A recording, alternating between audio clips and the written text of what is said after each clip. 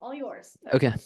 Well, thank you for being here, and I'm happy to be here. Welcome, especially those who aren't from Idaho. So I'm from Idaho, originally from Pocatello over in the east side. So anyway, welcome and hope you enjoy your time here. Won't spend too much with the introductions, just like as Mary mentioned, it's very tight schedule. But the team here is Srijan, who's a grad student at Washington State, and so we are maintaining this Pacific Northwest collaboration. But he graduated from U of I with a degree in ag economics, and that's what I am. I'm extension specialist for crop economics, and I'm based in Twin Falls. And then we have Mario, who's a extension educator in Gooding County, and then Anthony, who's another graduate of University of Idaho, who's now a county educator in Power County. And so we have this group investigating, comparing why dairy manure compost supply chains would be different in the Pacific Northwest. Um, so the keyboard isn't actually working to advance. Yeah. Okay. Gotcha. Okay, so before I get started, just want to say special thanks, USDA NEFA, as well as just provide some background. So a lot of my research is on market structure and things that influence things like planting decisions by farmers. And so things like a processing plant being available or moving away and how that kind of impact those kind of decisions. So I won't stay too much on there, but that's kind of the linkage on these multiple projects. One being the ISED grant that came up earlier, as well as my Hatch project. That looks at market structure. So this kind of came up a bit earlier. We'll talk about how Idaho's dairy industry. So we have 2008 in the yellow, and these are billions of dollars. And then 2023 in the black. So comparing the three Pacific Northwest states of Idaho, Oregon, and Washington, a couple things stand out. Idaho's dairy industry much bigger than Oregon and Washington's. Second thing, even though it's bigger, it's even gotten bigger faster than the other ones. And so there's big differences across these, but these are cash receipts. So generally it's not really a reflection of how many cows are out there, but more just how the dairy industry is performing and the comparison about already seeing some difference about these states and their dairy industries. Here's a map that's kind of the cropland data layer from the USDA NASS. Probably difficult to see there. Just want to point out a couple things. One, being similar to Aaron's presentation earlier, looking at the river and where that a lot of that cropland is. And then Oregon has a lot of dairy or agriculture croplands kind of concentrated in a few parts of the state, also in the eastern part of the state near the Idaho border. And then Washington has some concentrated as well, but there's different mix of crops that are grown in the different states. They're in different regions, and the surrounding environment is different, such that in the central part of Idaho is very mountainous, lots of forests there. But then there's a lot of rangeland, so non-crop lands. And it's very similar in Oregon and Washington too. So these kind of things of how the resources are distributed have impacts about potential compost implications that we'll get into.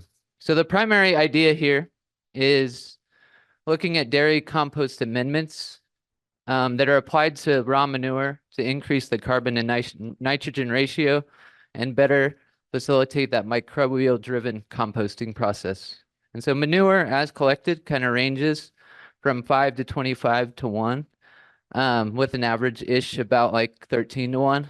And so in order to get that starting ratio of 30 to 1 to be ideal, typically there are amendments that increase that carbon to nitrogen ratio. And so here are some common ones in the Pacific Northwest: hay, corn stalks, straw, very common down in southern Idaho and in the Twin Falls region. And then there's these wood-based ones that are much more carbon intensive.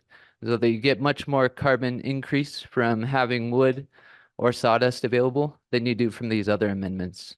And so we'll get into how the market structure kind of changes and influences this. So here's kind of like circular bioeconomy kind of diagram that we put together.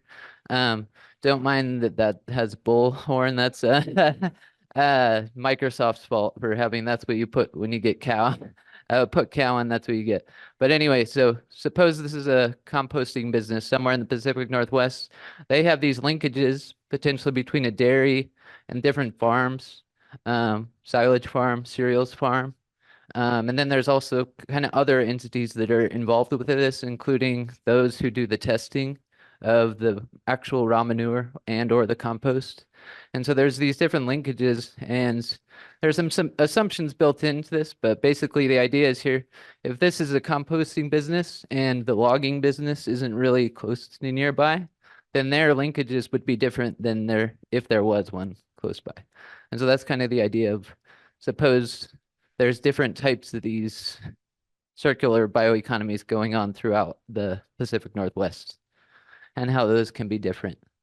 So my idea here is the economic structure factors that influence the dairy compost quality, and the first one being the spatial concentration of the dairy industry.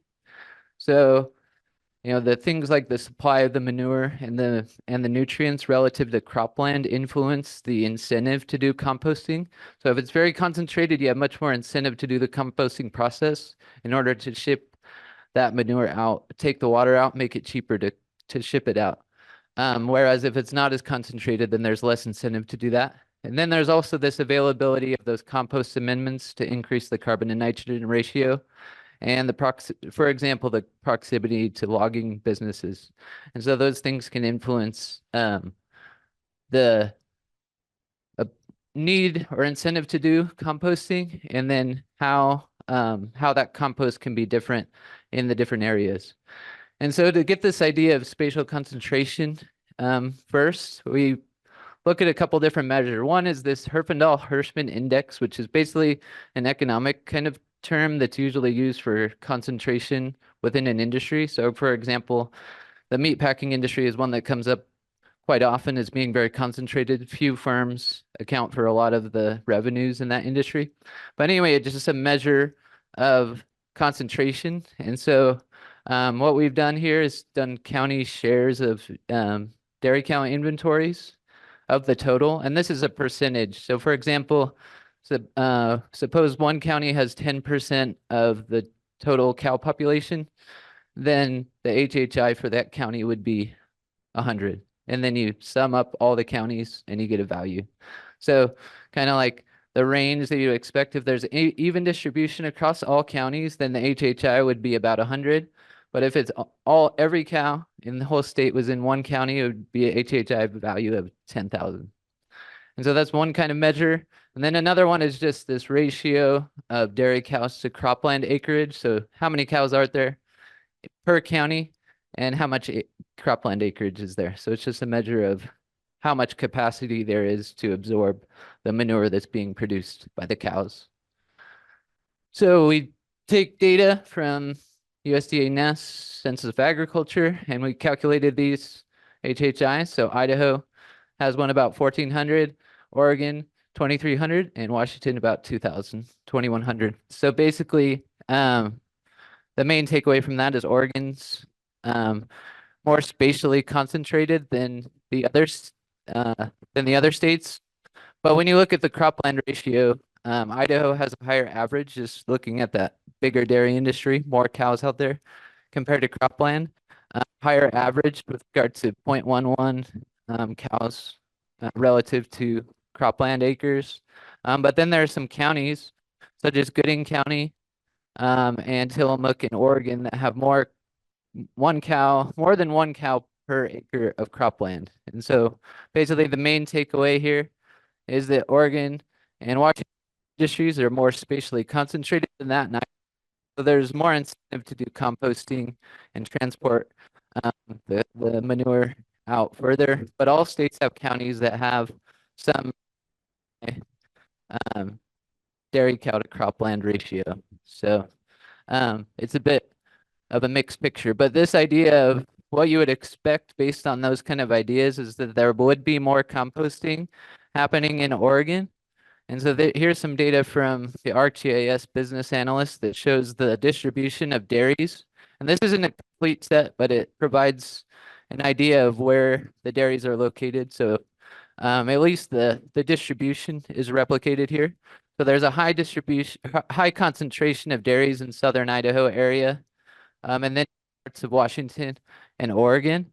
Um, and then in Oregon and Washington, the compost businesses are also tend to be where some of those high dairy industries are, but not quite as much as in Idaho. And so this number of compost business, as I say, it's a little bit incomplete in their list, but I think it's representative of that distribution such that there are a lot more compost businesses in Oregon and Washington than in Idaho in the current status. So to further expand and look at differences across the state, we look at some of the relationships between those um, variables that were in the supply chain that I described earlier. So mainly being cropland and then logging businesses. And so to do that, we gather data from the US Census Bureau on the number of logging businesses. And so again, you see differences, fewer logging businesses in Idaho compared to Oregon and Washington. And then when you do some correlation analysis, find positive relationship between dairy cow inventories and cropland. Higher correlation in Oregon compared to Idaho and Washington. But you find a negative correlation between the cow inventories and logging businesses, and it's a bit higher in Idaho. And so basically, taking away message here is it's more common to have both dairy cows and logging businesses in Oregon and Washington than in Idaho. So there's more potential for these wood-based compost amendments in Oregon and Washington than in Idaho. So in summary, that's kind of like the main idea here is that dairy compost quality is really related to the dairy and other industry supply chain structures and the associated availability of those carbon amendments. And so having that logging business close by provides greater ability to increase the carbon to nitrogen ratio than in southern Idaho, for example, where there are fewer logging businesses. And we rely more on those things like the corn stalks and the straw from barley wheat farms. And Oregon and Washington have slightly more concentrated dairy industries, but also more logging businesses. So they're able to do that composting process just from the nature of the way their economies are structured and have been organized over time.